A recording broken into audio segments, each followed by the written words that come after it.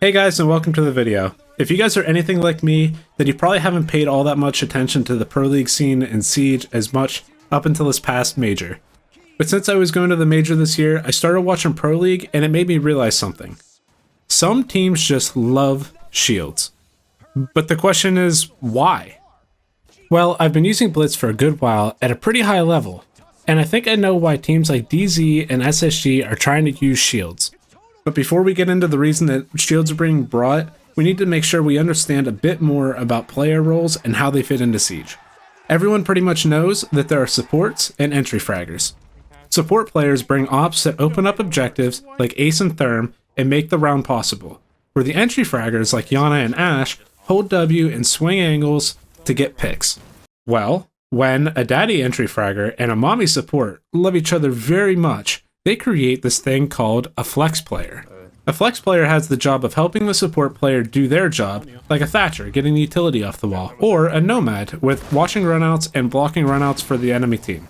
Then they transition to an entry frag or a refrag role where they help the entry secure kills.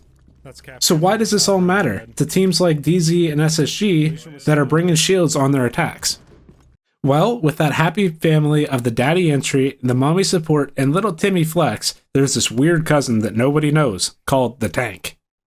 And I know what you're thinking, this isn't Overwatch, there's no tanks, and that's where I would say that you're wrong.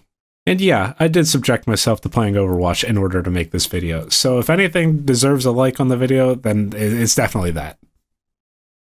A tank, especially in Siege, is not just a character that soaks damage like Overwatch. A tank player changes the entire game by managing this thing called space. After a quick Google search and a Valorant Reddit rabbit hole, I found a Reddit comment that sums up space pretty well, which says, essentially putting yourself in a position where you can easily trade your teammate, but you're not both easy to kill by an opponent. And I think this comment sums up the weird cousins called tanks, because in a game like Siege, a lot of encounters are won based off the idea of swing or be swung. But what if you could take away the defender's ability to swing you and your team? Enter the wacky tank cousins, Blitz, Ying, Osa, and Monty. Each of these four operators have their own way of completely taking away a defender's ability to swing an attacker without facing any consequences. This results in the defender either backing up and giving the attackers a room or area of the map in return for some help from their team, or they try to swing, get killed, and lose that space anyway. So how do these tank ops do it? Well, since Blitz is my favorite, we'll start with him. Blitz takes space by creating 1v1s, closing the distance, and blinding the enemy while trying to smash their face and click mouse 1 profusely. Ying is up next. She's a bit different because she doesn't have a shield in her face, but she has the ability to completely blind everybody in a room with a throwable gadget that she can deploy with relative safety. Osa's up next. She's a hybrid between a shield and a gunner. And since she has a shield, she can push people out of their position, and then she can set her shield up, and then she can take gunfights like she was any other op. Then Monty is last, and Monty's probably my least favorite of all of these. Monty excels in large spaces where Blitz and Ying lack. Monty takes space by pushing way around a defender to the point where a defender has to decide if they're going to either try to kill the Monty or continue to hold the angle that they were just holding. But they can't because they can't hold both at once. Okay, so why do the pros like these tank ops so much?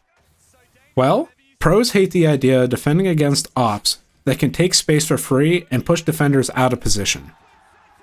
Position matters in high ranks and in the pros because the strategy is to play massive extended holds to make attackers dump enough utility to not have anything left in order to take the actual site. So when these tanks can take space and eliminate these positions basically for free, they become a massive contribution to the attacking team. But I know what you might be thinking. Well, isn't it the job of an entry player to take space?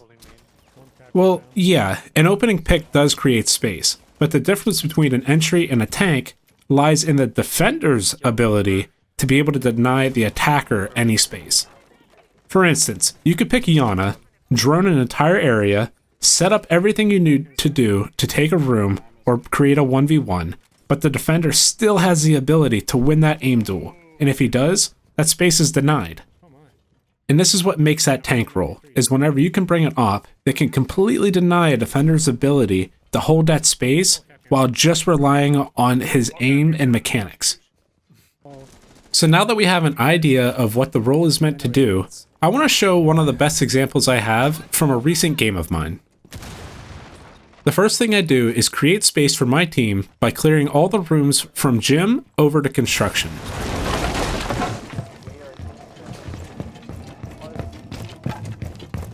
I can't hear you. Yeah, we can't hear.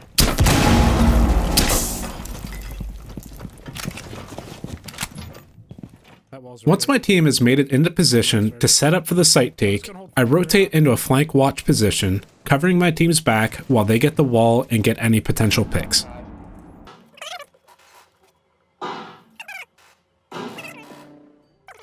While I'm watching the flank, I realize that nobody is going to flank and that my team starts to die, so I rotate back to the site and get ready for the site take.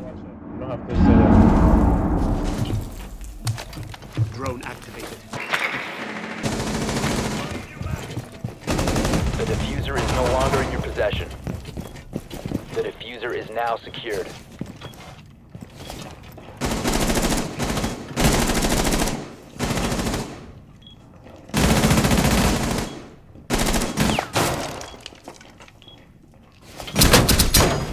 There's one under.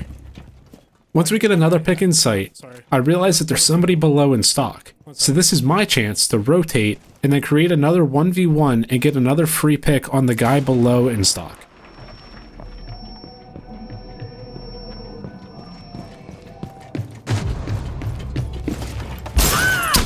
One op 4 remaining.